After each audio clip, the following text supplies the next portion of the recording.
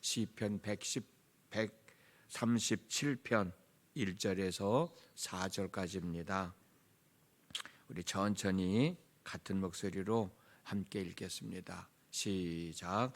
우리가 바벨론의 여러 강변 거기에 앉아서 시온을 기억하며 울었도다. 그 중에 버드나무에 우리가 우리의 수금을 걸었나니 이는 우리를 사로잡은 자가 거기서 우리에게 노래를 청하며 우리를 황폐하게 한 자가 기쁨을 청하고 자기들을 위하여 시온의 노래 중 하나를 노래하라 함이로다. 우리가 이방 땅에서 어찌 여호와의 노래를 부를까? 아멘. 오늘 또 새벽을 깨우셨어요. 근데 밤새 어떤 일이 일어났는지 여러분 잘 아시죠? 정말 오늘은 우리 나라와 민족을 위해서 기도하지 않으면 안 되겠다라는 생각을 갖게 됩니다. 사회가 혼란스럽지만 그래도 우리는 또 우리에게 주어진 하루의 삶을 잘 추스려 나가야 되잖아요. 하나님을 믿는 믿음 안에서 우리의 믿음을 지키고 또 나라와 민족을 위해 기도하며 하루의 삶을 잘 추스리는 우리의 삶이 되어졌으면 정말 좋겠습니다. 세 번째 이제 고난에 대한 말씀 나누고 있는데 고난의 삶을 자처하는 사람은 아무도 없습니다. 그런데도 우리는 고난을 당하며 살아갈 수밖에 없죠. 그래서 어제 나눈 말씀대로 고난을 당할 때마다 내 삶의 주인이 되시는 하나님을 바라보고 내가 당하고 있는 고난을 해결해 주실 수 있는 능력을 가지고 계신 하나님께 도움을 구하며 살자라는 말씀 드렸어요. 역대상 16장 11절 말씀입니다. 여호와와 그의 능력을 구할지어다. 항상 그의 얼굴을 찾을지어다 라고 하는 말씀이죠. 고난을 고난으로만 생각하지 말고 고난을 통하여 내 삶을 더 귀하게 아름답게 추스려 나갈 수 있는 사람이 되자라는 말씀도 함께 드렸습니다. 시편 119편 71절 말씀. 고난 당한 것이 내게 유익이라. 이로 말미암아 내가 주의 율례를 배우게 되었나이다 라는 말씀도 함께 나눴어요. 그런데 여러분, 성경을 보면 고난을 당하게 되는 이유가 참 많이 나옵니다. 근데 그 많은 이유 중에 하나가 뭐냐면 내가 죄를 지었을 때 그 죄값을 치르느냐고 고난을 당하게 된다는 거예요. 오늘 우리가 읽었던 말씀이 바로 그 말씀인데 표준 새벽역으로 된 말씀을 제가 한 번 더 읽어드릴게요. 우리가 바벨론의 강변 곳곳에 앉아서 시온을 기억하며 울었다. 그 강변 버드나무 가지에 우리의 수금을 걸어 두었더니 우리를 사로잡아 온 자들이 거기에서 우리에게 노래를 청하고 우리를 억압한 자들이 저희들 흥을 돋우어 주기를 요구하며 시온의 노래 한 가락을 저희들을 위해 불러보라고 하는구나. 우리가 어찌 남의 나라 땅에서 주의 노래를 부를 수 있으랴 라고 탄식하고 있는 내용이거든요. 바벨론으로 끌려간 이스라엘 백성들이 강가에 앉아서 고향을 그리워하며 울고 있는데 자기들을 끌고 온 사람들이, 자기들을 억압하고 있는 사람들이 자기들을 위하여 노래를 부르라고 하는데 우리가 이 노래를 어떻게 부를 수 있겠느냐라고 하는 거거든요. 바벨론으로 끌려간 이스라엘 백성들의 참혹한 삶의 모습을, 참상을 보여주고 있는 내용입니다. 그렇다면 이스라엘 백성들은 왜 바벨론으로 끌려가서 이런 고통의 날들을 보내고 있는가? 이스라엘 사람들이 지은 죄 때문이잖아요. 이스라엘 사람들이 지은 죄가 뭐예요? 하나님의 뜻에 따라야 따라야 할 사람들인데 하나님의 뜻에 따라 살지 않았어요. 하나님의 말씀을 순종하며 살아야 될 사람들인데 하나님의 말씀을 순종하며 살지 않았어요. 우상을 섬기지 않고 하나님만 섬겨야 할 사람들인데 하나님만 섬기지 않고 우상을 섬겼어요. 우리가 잘 아는 대로 하나님은 많은 예언자들을 통해서 이스라엘 백성들에게 너희들은 하나님으로부터 선택받은 민족이니까 선택받은 민족답게 하나님의 말씀을 순종하며 살아라. 하나님으로부터 선택받은 민족답게 우상을 섬기지 말고 하나님만 섬기며 살아가라 라고 하는 말씀을 얼마나 많이 전해 주었습니까? 정말 많은 예언자들을 통해서 하나님은 이스라엘 백성들에게 당신의 마음을 전했어요. 오죽 이스라엘 백성들이 하나님 말씀을 순종하지 않고 우상을 섬겼으면 하나님께서 너희들 정말 내 말 듣지 않고 너희들 마음대로 살고 우상을 섬기면 너희들 이 나라 망할 거다. 바벨론에 의하여 나라가 망하고 너희와 너의 자녀들은 포로로 끌려갈 것이다 라고 말씀을 하셨겠어요.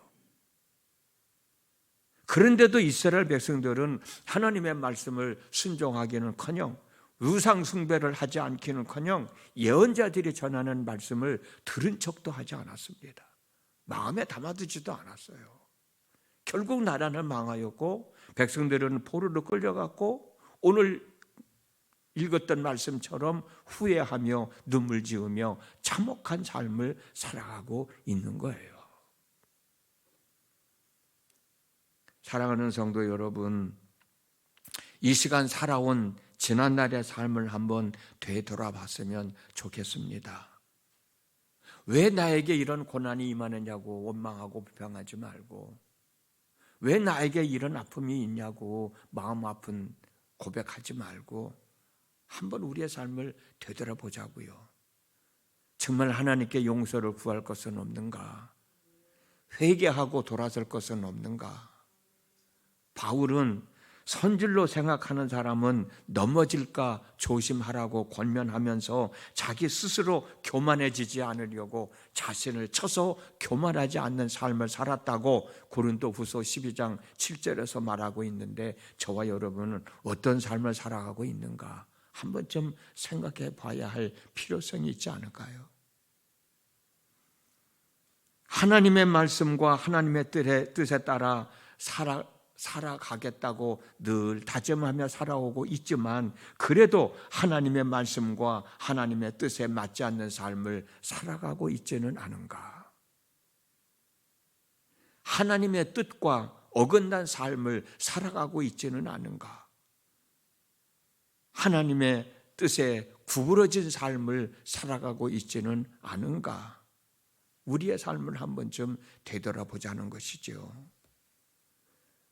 우리의 삶을 되돌아봤을 때 부끄러운 모습이 있으면 하나님의 말씀에 어긋나고 구부러진 것이 있으면 회개하는 거예요. 회개하면 모든 죄와 허물을 용서받고 새로운 삶을 살아가게 됩니다. 한 번쯤은 그런 시간 가져봐야 되지 않겠는가? 오늘 기도하면서 여러분들의 삶을 한번 되돌아보셨으면 좋겠어요. 이 시간 하나를 더 말씀드린다면 하나님께서 내게 고난을 주시면서까지 내 삶을 바로 잡아주는 것은 그만큼 나를 사랑하고 계시기 때문이라는 사실을 한 번 더 기억하셨으면 좋겠어요.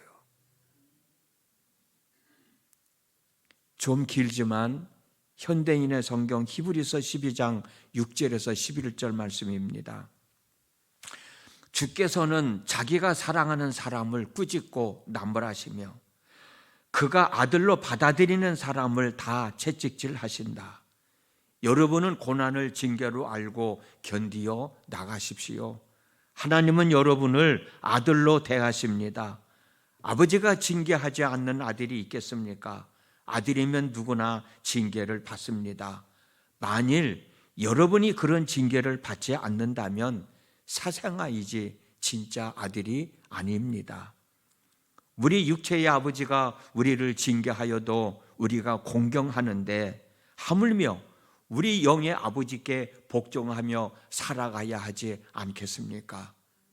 육체의 아버지는 그들이 좋다고 생각하는 대로 잠시 우리를 징계하지만 하나님 아버지는 우리의 유익을 위해서 우리를 징계하여 그분의 거룩하심이 참여하게 하십니다.